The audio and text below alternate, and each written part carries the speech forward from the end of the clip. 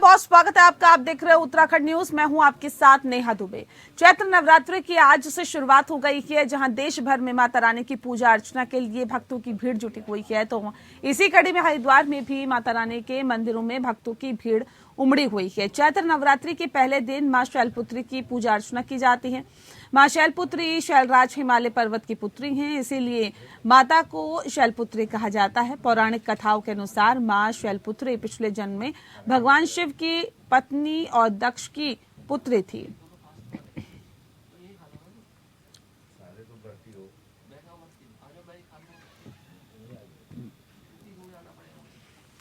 इसी के साथ ही रामनगर में भी गर्जिया देवी मंदिर में भी भक्तों का तांता देखा गया। प्रसिद्ध गर्जिया देवी के मंदिर में पहले नवरात्र के दिन आसपास के क्षेत्र से ही नहीं बल्कि दिल्ली, गाजियाबाद, मुरादाबाद, रुद्रपुर, लखनऊ समेत कई जगहों से सुबह से ही दर्शनार्थी मां गर्जिया देवी के दर्शन को रामनगर पहुंच रहे हैं। सुबह से ही श्रद्धालु गर्जिया देवी के दर्शनों के लिए लाइनों में लगे हुए दिखाई दिए। इस दौरान मंदिर परिसर माता के जयकारों से गुंजायमान है।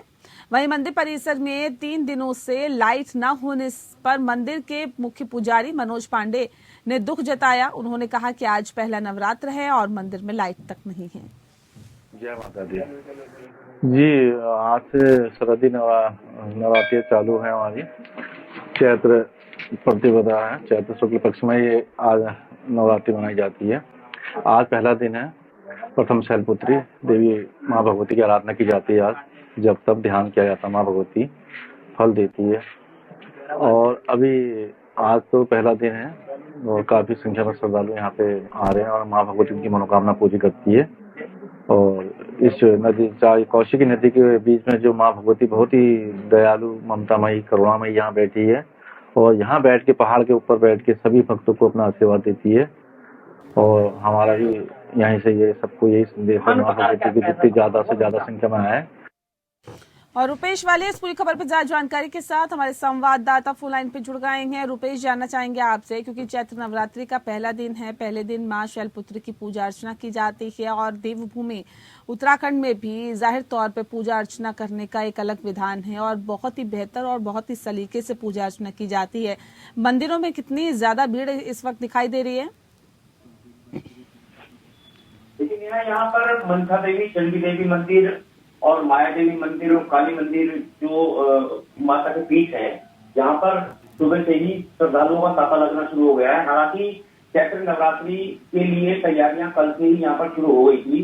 काली मंदिर में भी जो बाकायदा माँ को स्नान कराया गया और उसके बाद चूंकि पूरे नवरात्र माता सोती नहीं है और जागती रहती है, तो इसी को देखते हुए, क्योंकि श्रृंगार ही पूरे नवरात्रि के दौरान किया जाता है, तो इसी को देखते हुए कल के साढ़े आचार्य महामंडलेश्वर और काली पीठाधीश्वर कैलाशरण ब्रह्मचारी द्वारा वहां पर गंगा स्नान कराया गया।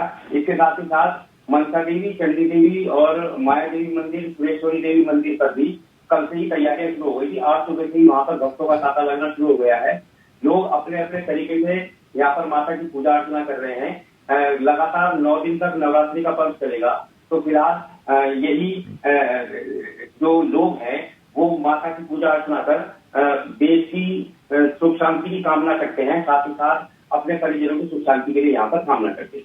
बिल्कुल रुपेश, जानना चाहेंगे इसी के साथ रामनगर में गर्जिया देवी मंदिर में भी भक्तों का तांता देखा गया, लेकिन हैरानी की बात तो ये है कि यहाँ पर लाइट तक नहीं है। क्या स्थिति फिलहाल बनी हुई है?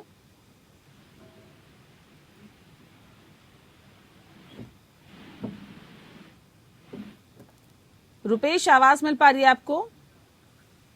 चलिए, लगता है संपर्क टूट गया। एक बार फिर से हम संपर्क साधने की कोशिश करेंगे, लेकिन फिलहाल आपको बता दें कि पहला नवरात्र का दिन है और आज मां शैलपुत्री की पूजा अर्चना की जाती है, पूरी विधि विधान के साथ की जाती है। और ये कहा जाता है कि मां शैलपुत्री, क्योंकि उनकी पूजा अगर मन से कोई भी भक्त करता है तो उसकी तमाम जो मनोकामना है पूरी होती है।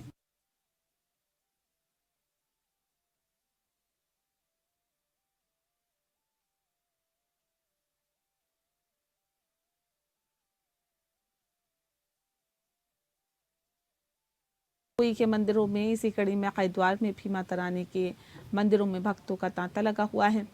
आज मां शैलपुत्री यानी कि शैलराज हिमालय पर्वत की पुत्री, जिन्हें शैलपुत्री कहा जाता है, उनकी आज पूजा अर्चना की जाती है। आज पहले नवरात्र के दिन उन्हीं की पूजा की जाती है। पौराणिक कथाओं में कहा गया है कि मां शैलपुत्री पिछले जन्म में भगवान शिव की पत्नी और दक्ष की पुत्री थी। इसी के साथ आपको बता दें कि गर्जिया देवी मंदिर जो कि रामनगर में है, वहां पर भी भक्तों का तांता लगा है। लेकिन हैरानी की बात यह है कि यहाँ पर लाइट तक नहीं है, और ये एक हैरानी की बात है कि मंदिरों में जहां भक्त पहुंच रहे हैं, लेकिन लाइट ना होने से जाहिर तौर पर दिक्कतें होती हैं। और ऐसे में दर्शनार्थी मां गर्जिया देवी के दर्शन रामनगर पहुंच रहे हैं करने के लिए। सुबह से ही श्रद्धालु गर्जिया देवी के दर्शनों के लिए लाइन में लगे हुए हैं। इस दौरान मंदिर परिसर माता के जयकारों से गुंजायमान है।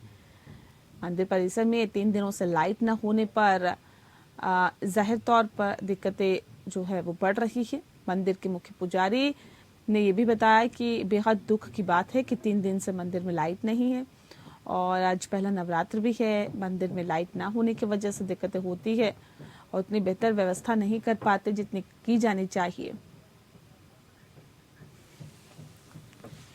से जहां पर आवास के लिए लोग भटक रहे हैं। कपकोट तहसील के असोमल्ला कोट निवासी ठाकुर राम और मदन सिंह पिछले 4 सालों से जिला मुख्यालय के चक्कर लगा रही हैं। दोनों ग्रामीण ग्राम प्रधान से लेकर पटवारी तहसील और जिला प्रशासन बागेश्वर के दरबार में फरियाद लगा चुके हैं, लेकिन अभी तक असोमल्ला कोट के ग्रामीणों की फरियाद जिले का कोई भी जिलाधिकारी नहीं सुन पाया है। थक हार कर असोमल्ला कोट के ग्रामीणों ने अब मीडिया को अपना दुखड़ा सुनाकर सहायता की मांग की।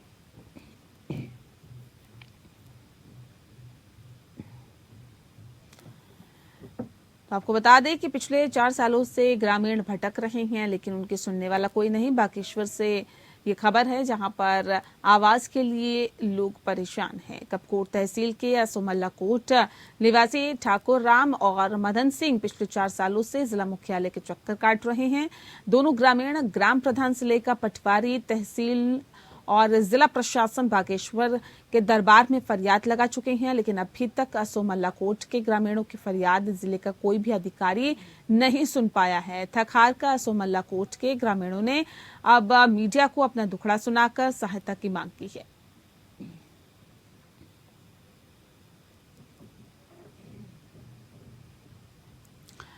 तो 4 साल से जो लोग हैं अपने आवास के लिए भटक रहे हैं, लेकिन कोई सुनने वाला नहीं है। अब सवाल इस बात को लेकर कि आखिर ये लोग जाए तो जाए कहाँ, किससे अपना दुखड़ा बताए, किसको सुनाए कि इनके साथ कितनी दिक्कतें हैं। कपकोट का ये पूरा मामला है। आवास के लिए 4 साल से ग्रामीण भटक रहे हैं।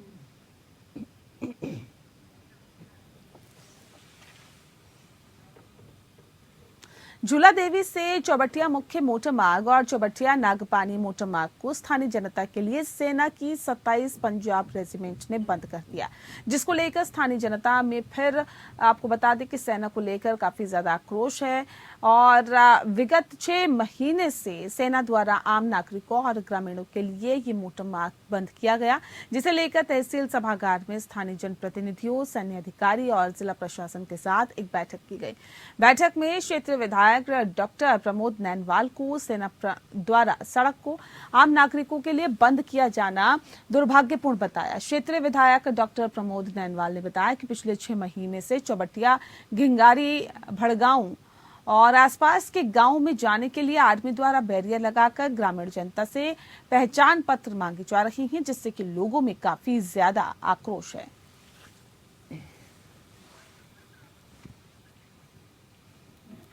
तो मार्ग को बंद करने से स्थानीय जनता में आक्रोश है। बलवंत रावत हमारे संवाददाता ज्यादा जानकारी के साथ सीधे फोन लाइन पर हैं। बलवंत, जानना चाहेंगे लोगों को किस तरह की दिक्कत हो रही है मार्ग को बंद करने में, क्या कुछ लोगों का कहना है, विस्तार से बताएं। हाँ मैडम, पब्लिक को ये दिक्कत हो रही है इसमें, क्योंकि गांव वाले रोज सुबह शाम का उनका मेन का रास्ता है, सर्विस के लिए आते हैं, तो हर जगह इनको परेशान किया जाता है, हर रोक के बोला जाता है, कभी किसी को 1 घंटा, किसी को 2 घंटा। सबसे ज्यादा परेशानी जब आदमी बीमार पड़ जाता है उस समय पब्लिक के लिए बहुत परेशानी हो जाती है। बीमार आदमी की भी ये गाड़ी रोक के इनसे आईडी मांगते हैं, आईडी मांगने के बाद इनको 1-1 घंटा 1.5 घंटा रोक के फिर आगे को भेजते हैं, जिससे कि बीच में एक कैजुअलिटी भी हो गई थी यहाँ पर। और मैं आपको ये भी बताना चाहता हूँ कि यहाँ एक बार बीच में कोई हमारे जनप्रतिनिधि थे, वो अपने पिताजी को लेकर हल्द्वानी जा रहे थे, तो इन लोगों ने करीब आधा घंटा उनको रोका और जिस कारण वो लोग इन हॉस्पिटल नहीं पहुंच पाए टाइम पे, जिस कारण उनकी मृत्यु हो गई। जी बलवंत, क्या वजह इसके पीछे बताई जा रही है? प्रशासन का क्या कुछ कहना है? क्यों आखिर इस मार्ग को बंद किया गया है? और बताइए भी जा रहा है कि इसको लेकर मीटिंग भी हुई है, क्या कुछ उसमें रहा? मैडम, प्रशासन की तरफ से जो रोड बंद है, प्रशासन ने बंद नहीं करेगा। ये प्रशासन द्वारा सेना से बार बार बात की जा रही है। ये 27 पंजाब की उन्होंने बंद कर रखी है। प्रशासन इसमें बीच में पब्लिक और सेना के बीच में मीडिएटर का काम कर रहा है, लेकिन फिर भी निर्णय नहीं निकला। जहां आर्मी वाले बोलते हैं ये कॉन्फिडेंशियल मामला है, इसलिए हमने ये रोड को बंद किया हुआ है। बहुत शुक्रिया आपका बलवंत, तमाम जानकारी हम तक पहुंचाने के लिए।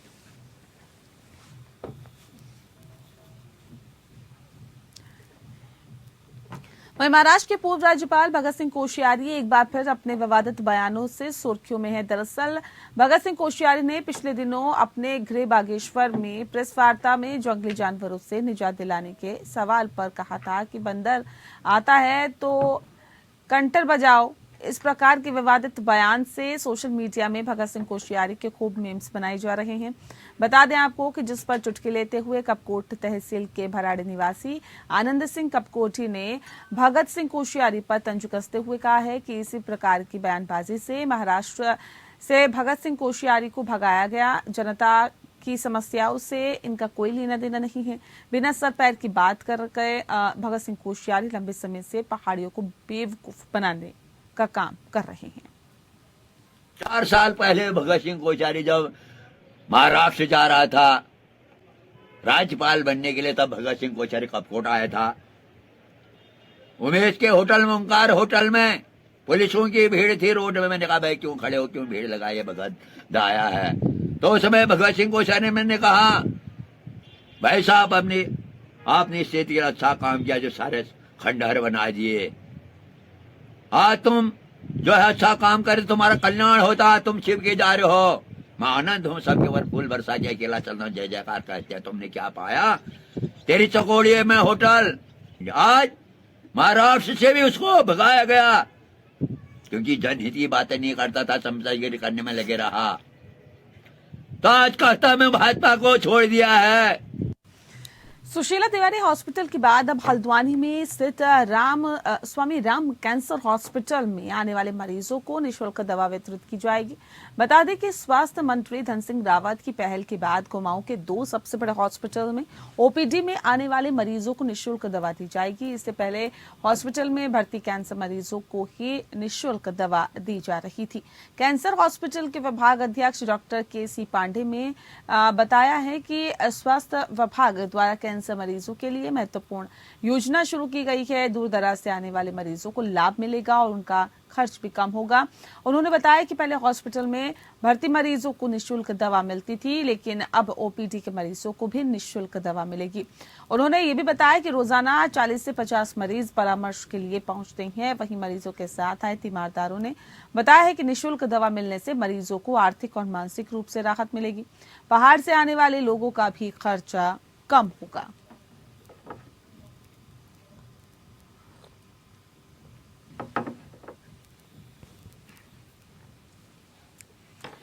सीएम पुष्कर सिंह धामी ने प्रदेश की सड़कों को 31 मार्च तक गड्ढा मुक्त बनाने के निर्देश जारी किए हैं। ऐसे में पौड़ी जिले का लोक निर्माण विभाग भी सड़कों को गड्ढा मुक्त करने में जुट गया है।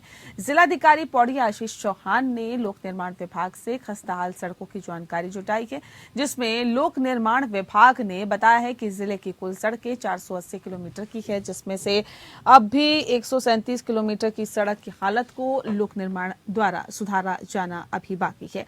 खस्ताहाल गड्ढे युक्त सड़कें वाहन चालकों की दिक्कत तो बढ़ा रही हैं, साथ ही साथ सड़कें हादसों के अंदर भी इजाफा कर रही हैं और इसका भी कारण बने हुए हैं, जिसकी हालत को सुधार कर डीएम ने लोक निर्माण विभाग ने रिपोर्ट मांगी है। वहीं लगातार विभाग और एसडीएम की समीक्षा कर कार्य प्रगति की जानकारी जुटाई जा रही है।